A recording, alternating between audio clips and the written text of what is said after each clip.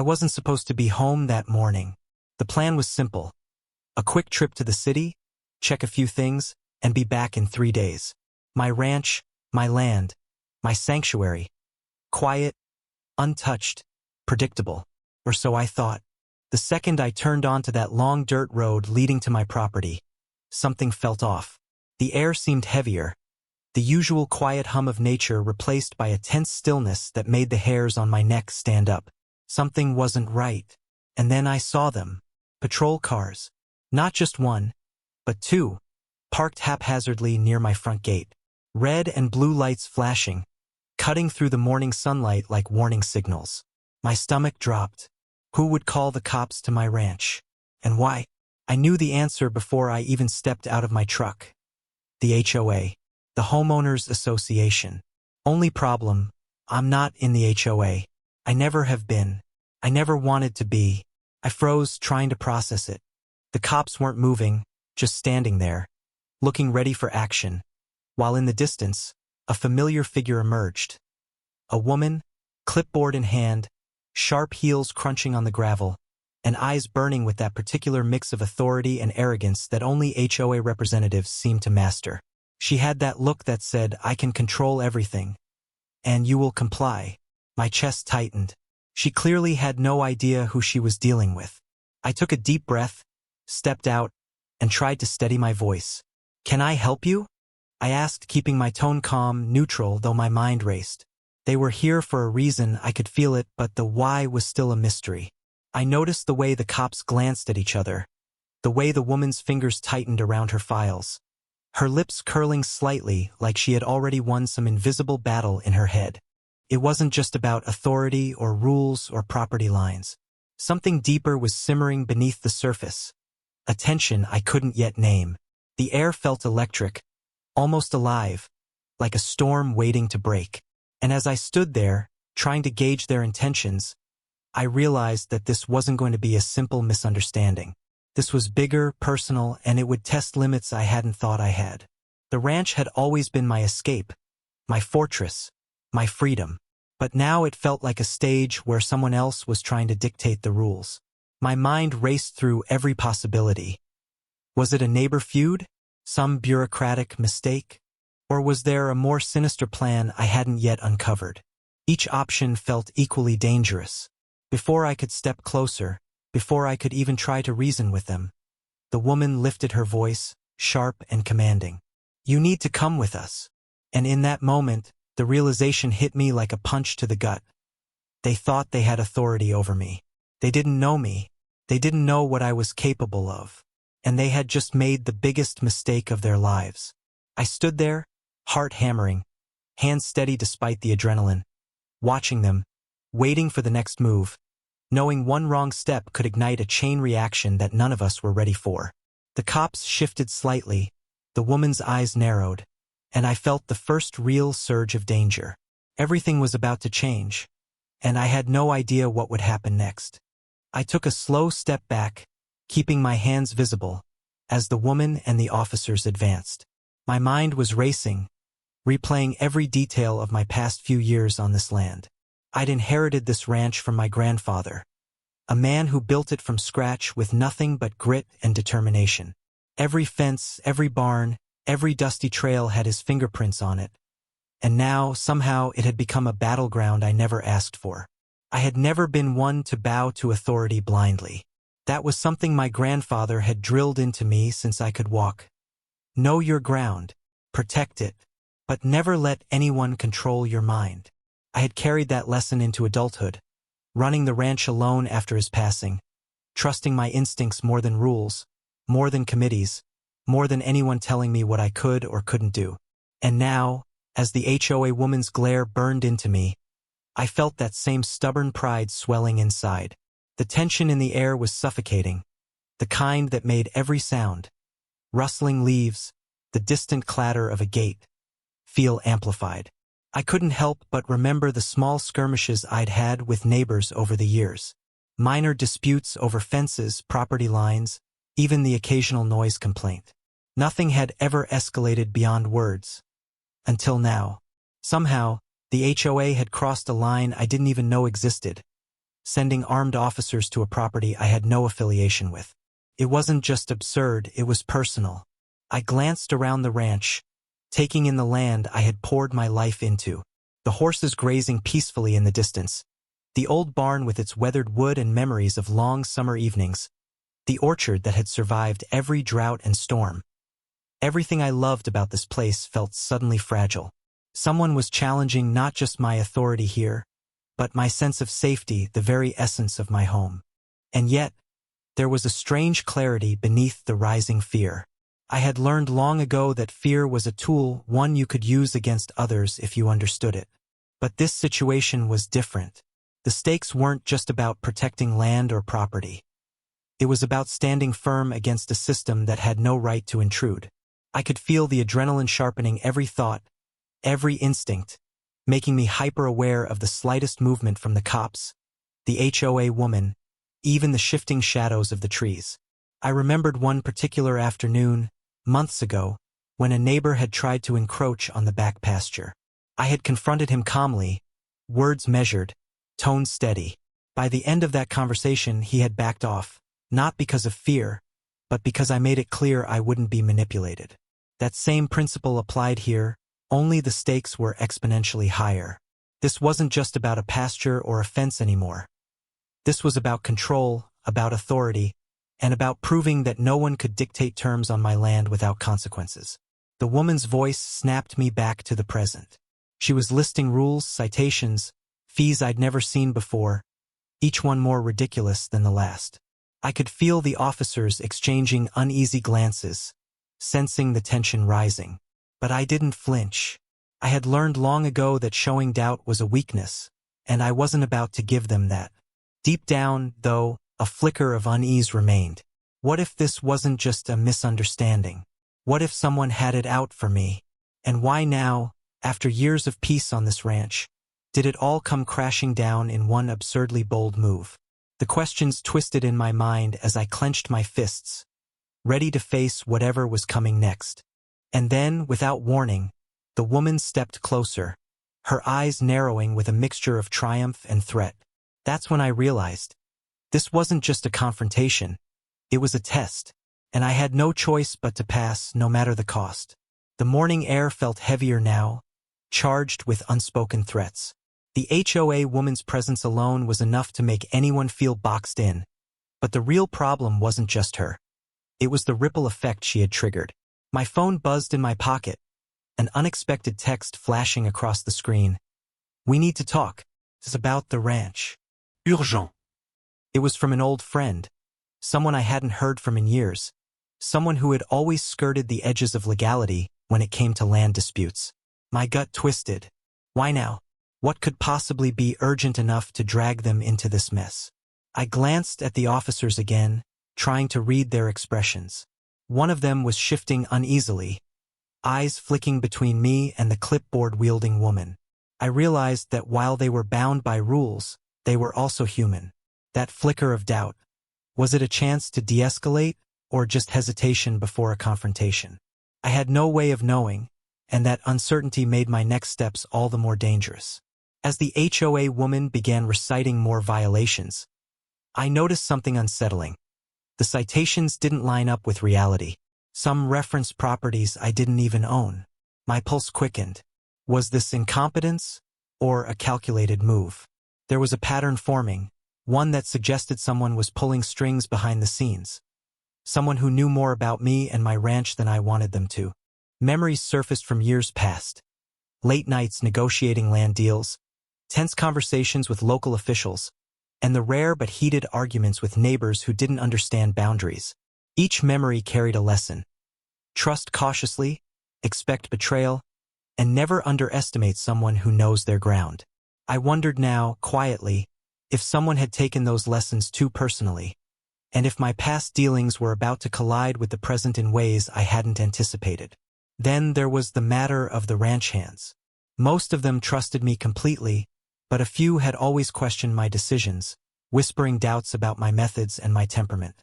I caught the youngest one lurking near the barn, his eyes wide and uncertain. Was he scared of the officers, or afraid of what might happen if he stepped in? Loyalty in times of crisis can be fragile, and I realized that the pressure wasn't just on me. It was testing everyone connected to this land. I also noticed subtle tensions between the officers themselves. The seniors seemed more rigid, adhering to procedure, while the junior officers' eyes betrayed impatience and unease. It was a delicate dance, authority versus instinct, and I could feel the stakes rising with each passing moment. Any misstep could trigger a chain reaction none of us were ready for. The HOA woman took a step closer, her voice low but cutting. "You think you can defy rules and get away with it?" Her smirk suggested she believed she had the upper hand, but I knew better. I had faced far worse, and surviving those trials had taught me one thing. The people who think they control the narrative often underestimate the one who refuses to be controlled. Even as I steadied myself, a nagging worry gnawed at the edges of my mind. What if this wasn't just about the HOA, the cops, or even me? What if there was a larger game at play, one where I was merely a pawn, and the consequences would ripple far beyond my ranch? My instincts screamed caution, but curiosity, a dangerous mix of adrenaline and defiance, pushed me forward. I took a deep breath, glancing around at the land I had fought to protect, and realized that every choice I made now could define not just the outcome of this confrontation, but the safety and loyalty of everyone who depended on me. The tension was no longer just external. It had seeped inside, forcing me to confront my own fears, flaws, and the harsh realities of what it truly meant to stand my ground. And then, just as I was formulating my next move, a distant sound cut through the quiet, tires crunching on gravel, approaching fast. My heart skipped a beat. This was no longer just the HOA, the officers, or even me. Something else was coming. Something I hadn't anticipated. The sound of tires on gravel grew louder, crunching closer with every heartbeat. I froze mid-step, eyes darting to the driveway. My instincts screamed caution. Something or someone was coming, and it wasn't the HOA. The officers tensed, hands hovering near their belts. While the woman's expression shifted from smug authority to thinly veiled concern, I could feel the ranch itself holding its breath, the horses in the distance raising their heads, ears twitching. The wind carried a strange stillness, as if the land itself was warning me. My pulse pounded, each beat echoing in my ears. One wrong move now, and everything I'd built, every fence, every field, every memory, could unravel in seconds. The approaching vehicle slowed. I caught a glimpse of its headlights cutting through the dust, illuminating the edges of the driveway. And then I saw it. A black SUV, tinted windows, moving with a deliberate, purposeful speed. My stomach tightened. Whoever was inside knew exactly where to find me. The HOA woman noticed it too, her confident facade cracking for the first time. She exchanged a quick glance with the officers, a silent communication I couldn't hear but could feel. Their combined authority, which had seemed so imposing moments ago, was now tinged with uncertainty. For the first time, they weren't in control. I glanced back at the ranch house. The windows reflected the approaching vehicle, and in that reflection, I saw my own tension etched across my face. Jaw tight, eyes sharp, hands clenching. I'd faced threats before, but this was different. This was personal. And the more I thought about it, the more I realized that someone had been planning this long before the HOA ever stepped foot here. My mind raced through possibilities. Was this tied to the mysterious text from my old friend? Or something even deeper, buried in my past dealings with neighbors and local officials? The questions came fast, each one sharper than the last, slicing through the fog of uncertainty. Every answer I imagined was dangerous. Every guess carried risk. The ranch hands had started moving too, instinctively sensing the tension. The youngest ones stayed close, wide-eyed, clearly afraid, while others gathered near the barn, muscles taut, ready for whatever might come. Their loyalty was unquestionable, but fear had a way of clouding judgment, and I had to account for every variable. I forced myself to stay calm. Slow breaths, sharp eyes, strategic thinking. That's how I had survived every confrontation in this place. But the calmness was fragile, easily shattered. A single word, a sudden movement, a misread glance. It could all erupt into chaos. The SUV stopped near the entrance. A figure stepped out, tall, confident, unknown. I couldn't see their face clearly through the tinted windows, but their presence radiated authority, menace, and calculation all at once. They didn't move with haste, they moved with purpose. Every step was deliberate, every motion measured. I caught the HOA woman's glance once more. Fear, just for a fraction of a second, flickered in her eyes. She had assumed she controlled this encounter. But now she was as vulnerable as anyone else. And the realization hit me. This confrontation was no longer about the HOA or the cops. Something far bigger was about to unfold. I tightened my jaw. I stepped forward slightly, testing the distance. Heart racing, mind alert. The ranch seemed to vibrate under the tension, the wind picking up as if sensing the imminent clash.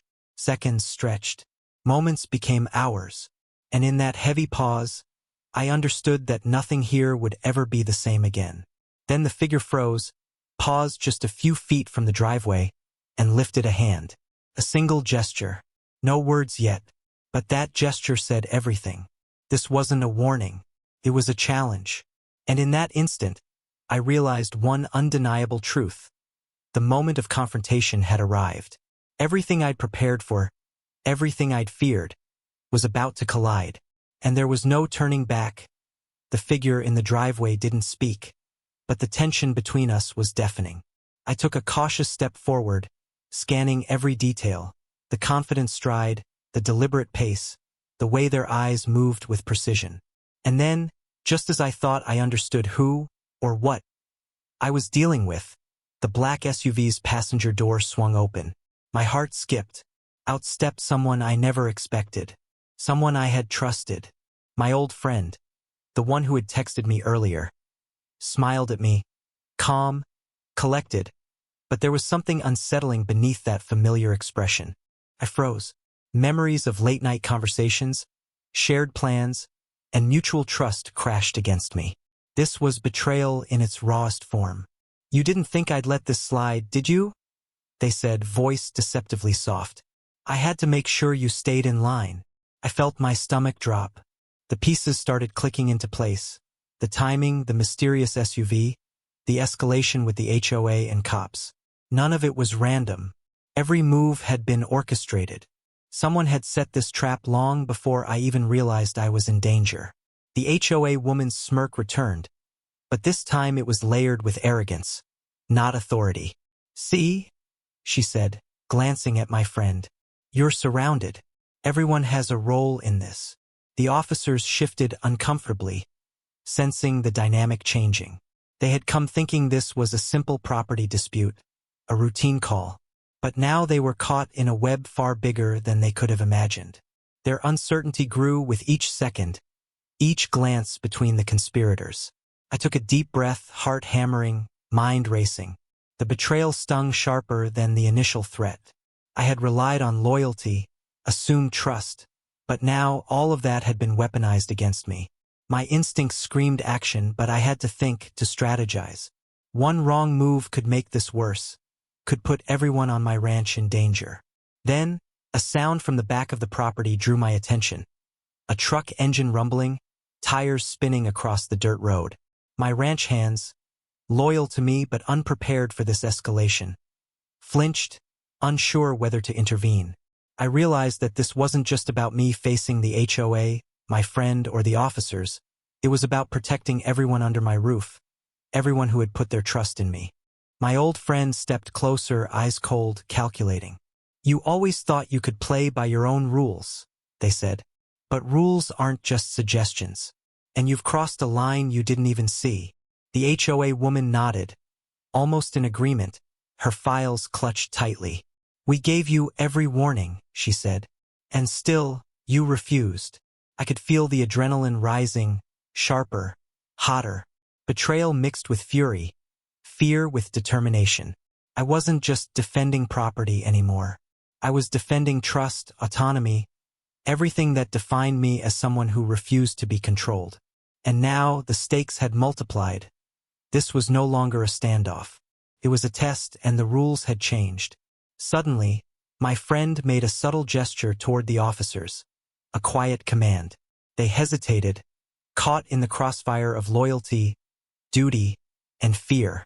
One false decision, one wrong move, and the situation would explode. And then, in the flicker of a moment, the realization hit me. I wasn't just reacting to threats. I had to anticipate them, outthink them, and stay 3 steps ahead. Every glance, every movement, every choice mattered. The betrayal wasn't just personal. It was a signal that the game had escalated to a level I hadn't fully prepared for.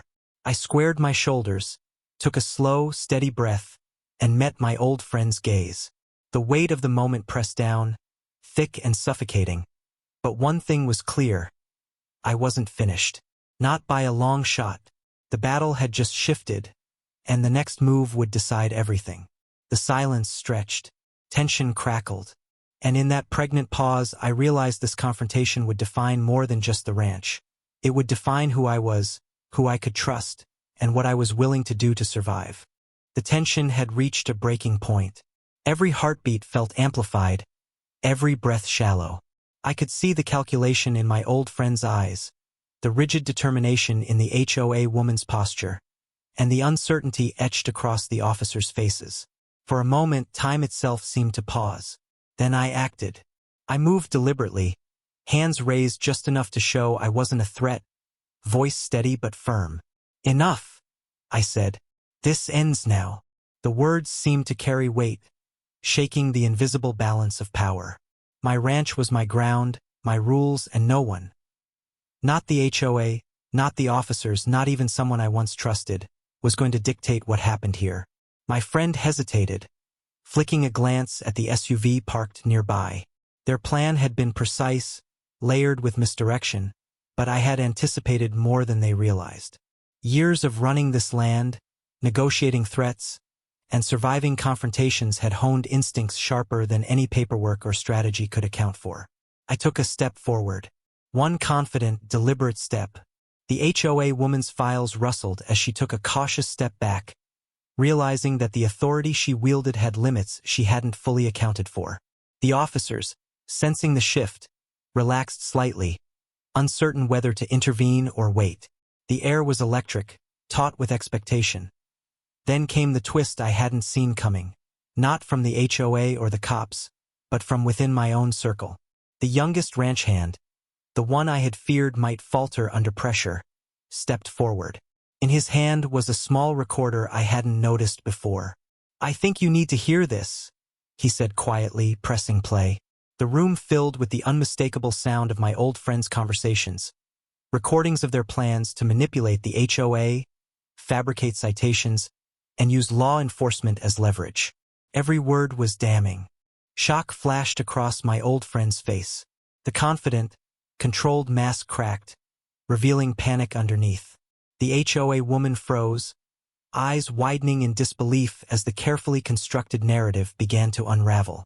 Even the officers exchanged tense glances, now aware that they had been used as pawns in a calculated scheme. I felt a surge of vindication, but also exhaustion. The battle wasn't just physical or legal. It had been a test of trust, patience, and foresight. I took a slow breath, letting it out steadily. "You underestimated this ranch," I said, voice calm but resolute.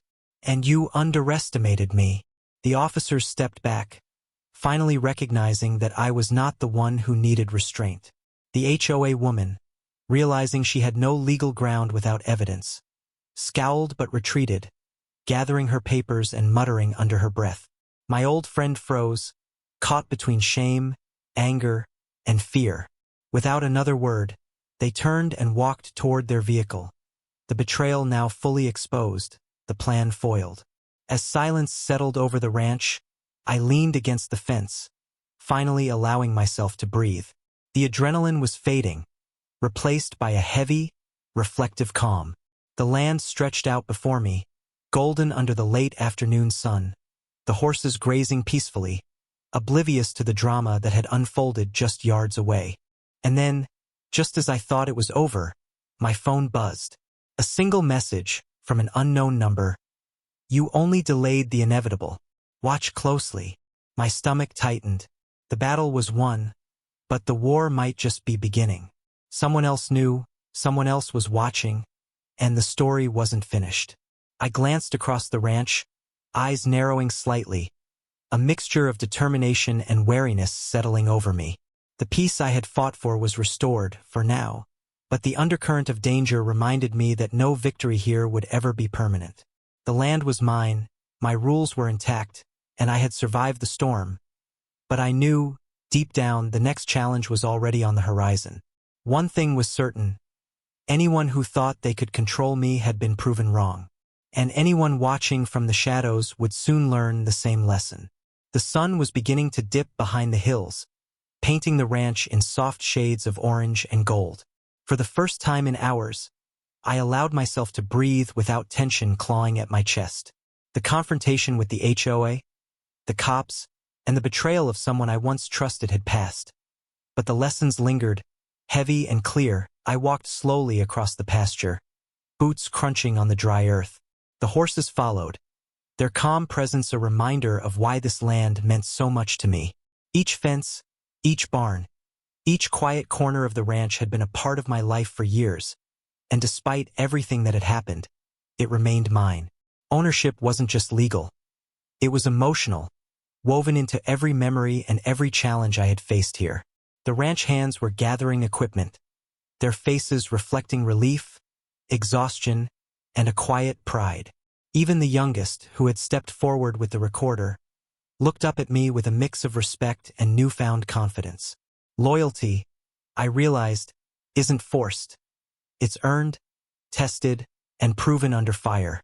Their support had been unwavering, and I knew that together, we had weathered something far bigger than any rulebook or law could define. I found a quiet spot near the old barn and sat down, letting the wind brush past me. I thought about my old friend, the betrayal that had cut deeper than I expected, and the fact that the HOA woman had been just a piece in a much larger puzzle. Trust, I reflected, is a fragile thing, easily broken but resilient if handled with care. And sometimes, the people you expect to fight beside you can be the very ones testing your strength the most. The phone buzzed again.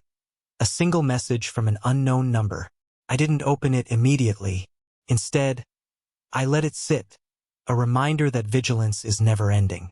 The battle had been won, but the world didn't pause for anyone. There would always be new challenges, new people testing boundaries, new conflicts arising from the shadows. I had survived this storm, but I knew that staying alert and true to myself was the only way forward. As the last rays of sun slipped behind the horizon, I stood and looked across the ranch. Peace wasn't about absence of conflict. It was about the resilience to face it, to protect what mattered, and to emerge with integrity intact. I thought about the officers, who had been caught in a game they hadn't asked to play, and about the HOA woman, who would carry her own lessons from this encounter. Everyone had a role, and every choice had consequences. I smiled faintly, bittersweet and thoughtful. The ranch wasn't just land. It was freedom, identity, and a reminder of the boundaries I refused to let others cross. And as I breathed in the cool evening air, I realized something crucial. Power isn't always in control. It's in standing your ground, knowing your worth, and protecting the life you've built, no matter what others throw at you. Before heading back to the house, I whispered to the wind, almost to myself, "They may test me, but they will never define me." The story of today would be remembered, but not for the fear it brought. It would be remembered for the courage it demanded. And for anyone watching this unfold, the lesson is simple yet profound. Stand firm in your truth, protect what matters, and never let fear dictate your actions. The ranch settled into silence, the night wrapping around it like a protective blanket. I knew challenges would come again, but tonight, for now, I had reclaimed more than land. I had reclaimed control, trust, and peace of mind. And as the stars began to appear, I felt a quiet certainty. I was ready for whatever came next.